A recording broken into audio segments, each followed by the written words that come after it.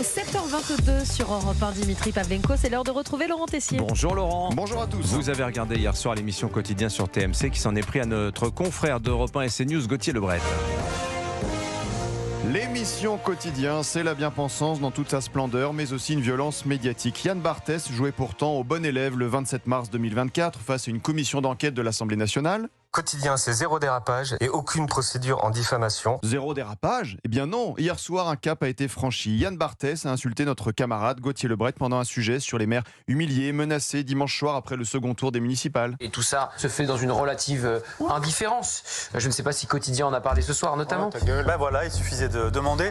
Je ne sais pas si Quotidien en a parlé ce soir notamment. Ta gueule. Ben voilà, ta gueule. L'émission Quotidien dit ta gueule à Gauthier Lebret, des insultes à la télévision, on en est là. Gauthier a réagi hier soir sur CNews. Il y a une LFisation de Quotidien qui est très claire. Oui, dans les propos, les rapprochements sont faciles à faire. En décembre dernier, le programme s'était moqué d'un témoin de l'attaque terroriste antisémite de Sydney en Australie, un Français qui ne parlait pas bien anglais. Saurez-vous trouver le témoignage qui a mis du baume au cœur? I am in Australia since 2 days. Est-il espagnol, italien ou peut-être français? Des rapprochements avec la France insoumise quand le 16 janvier, l'un des chroniqueurs de Quotidien, Louis Catela, niait totalement le racisme anti-blanc. Marine, victime, comme CNews l'avait rappelé, de racisme anti-blanc.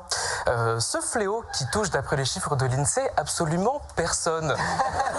Et qui fait 0 dégâts dans des régions comme nulle part sur Loire. Des rapprochements avec la France insoumise quand Jean-Michel Apathy parlait de cette façon du syndicat de police Alliance l'année dernière en février. C'est le syndicat Alliance qui empêche l'État d'avancer sur ce que l'on a appelé les violences policières.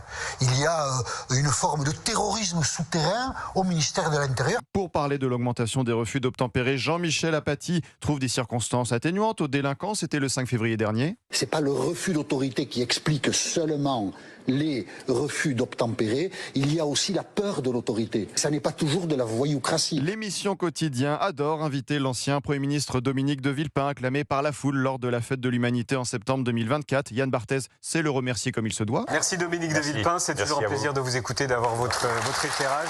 Et c'était très fort ce que vous avez dit tout à l'heure, donc merci beaucoup. Alors, résumons les belles paroles et les actes de Quotidien. Quotidien, c'est zéro dérapage.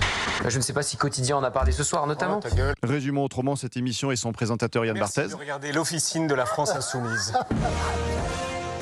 C'est eux-mêmes qui le disent. Merci beaucoup Laurent Tessier. On retrouve cet après-midi sur l'antenne d'Europe 1, 16h-18h avec Pascal Pro. Place au jeu d'Europe 1.